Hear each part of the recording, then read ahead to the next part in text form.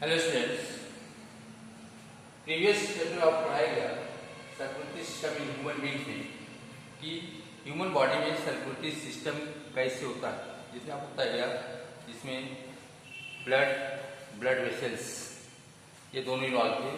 उसके बाद फिर आपको बताया गया हार्ट का स्ट्रक्चर और mechanism of the heart, means कैसे ब्लड हार्ट के थ्रू पूरे बॉडी में सर्कुलेट होता है। Today's topic is double blood circulation, means हमारे बॉडी में जो ब्लड है वो ट्वाइस सर्कुलेट क्यों करता है, 2 बार क्यों सर्कुलेट करता है, जिसे हम डबल ब्लड सर्कुलेशन करते हैं। इसमें होता क्या है, हमारे बॉडी के अंदर ऑक्सीजनेटेड और deoxygenated blood 2 different blood vessel के थ्रू सर्कुलेट करते हैं।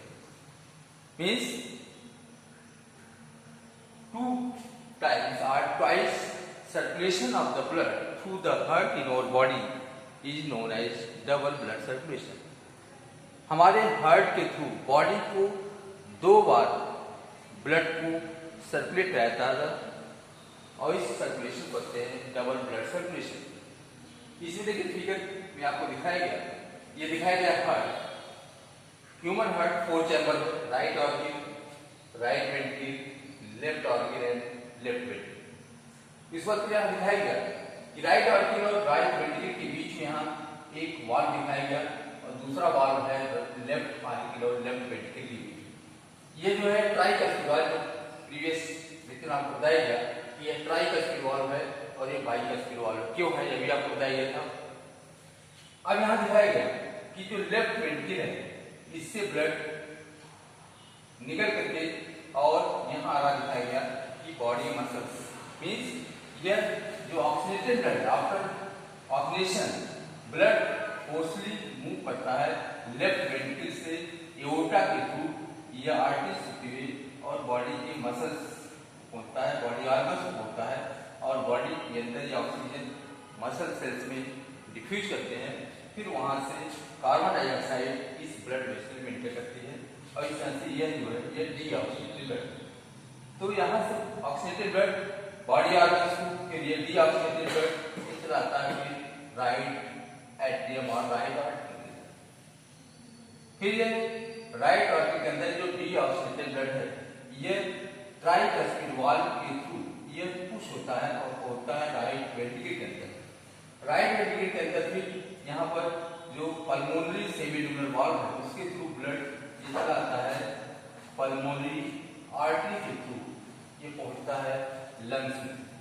लंग्स से फिर यहाँ पर गैसेस एक्सचेंज थ्रू ऑक्सीजनेटेड जो कार्बन डाइऑक्साइड है वो जाते हैं लंग्स के और इस तरह से जो गैसेस एक्सचेंज के थ्रू ये ब्लड ऑक्सीजनेटेड होता है और ऑक्सीजनेटेड ब्लड फिर पल्मोनरी वेन के थ्रू पहुंचता है लेफ्ट एट्रियम, लेफ्ट ऑर्गन के अंदर। तीसरा आप देख रहे हैं यहाँ पर 2 साइकिल कंप्लीट होती है, एक साइकिल यहाँ दिखाया गया और दूसरी साइकिल है। First cycle is pulmonary cycle, जिसमें कि ब्लड इस राइट वेंट्रिकल से निकल करके और लंग्स पहुंचती है और फिर लंग्स से ऑक्सीजनेटेड ब्लड पहुंच जाता है लेफ्ट ऑर्गन के अंदर।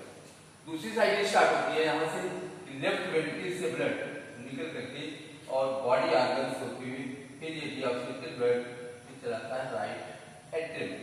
ये जो 2 साइकिल्स हैं, तो 2 साइकिल्स ये अपनी ब्लड सर्कुलेशन बनते हैं। तो first cycle is pulmonary and second one is systemic. फिर आप देख रहे हैं कि ब्लड डबल ब्लड सर्कुलेशन के अंदर 2 साइकिल्स हैं, एक pulmonary circulation and second is systemic, not systematic, it is systemic circulation।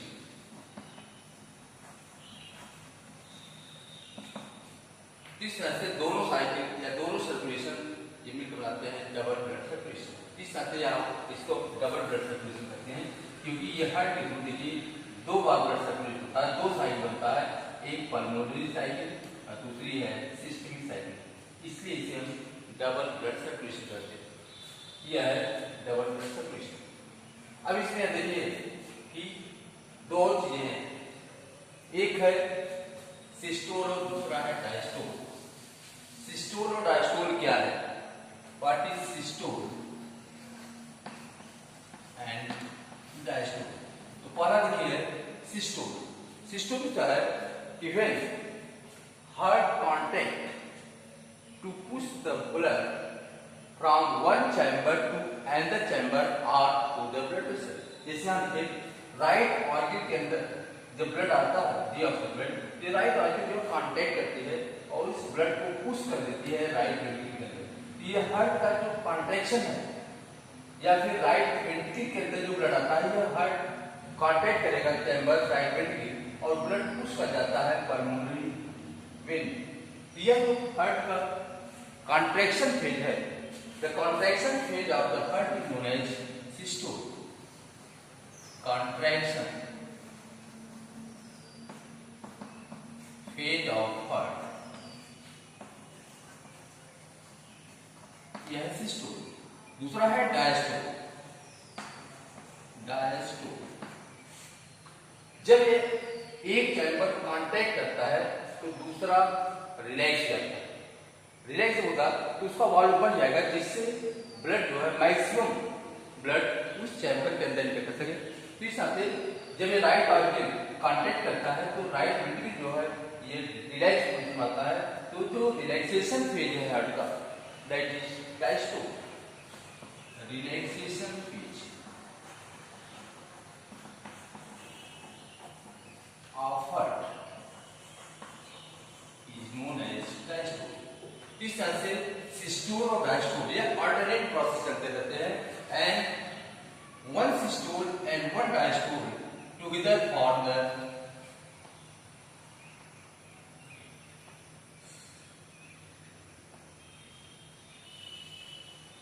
cardiac cycle. Cardiac cycle means cardiac cycle includes one systole and one diastole. अभी क्वेश्चन उठता है ये जो systole और डायस्टोल है ये कितना समय लेता है, व्हाट इज ड्यूरेशन? तो कार्डियक साइकिल का जो ड्यूरेशन है इट इज 0.8 सेकेंड। मीन्स एक cardiac cycle means one systole and one diastole covers 0.8 second duration. इस आंसर देखा गया तो 1 मिनट 60 सेकंड के अंदर यह जो कार्डियक साइकिल है इट इज 72 टाइम्स।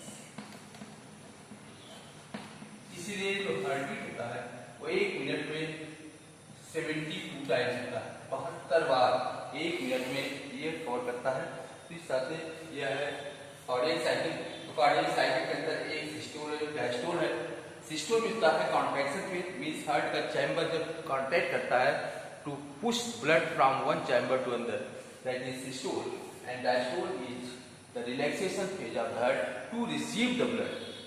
यह है कार्डियक साइकिल। इस तरह से एक ब्लड सर्कुलेशन में दो साइकिल्स हैं, एक पल्मोनरी दूसरा है सिस्टमिक। उसके बाद एक कार्डियक साइकिल में एक सिस्टोल और एक डायस्टोल। सिस्टोल मिलता है कॉन्ट्रैक्शन फेज एंड डायस्टोल मिलता है relaxation phase of the heart.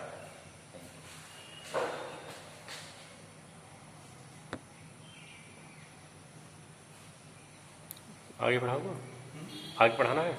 नहीं हो गया 10 मिनट हो गया।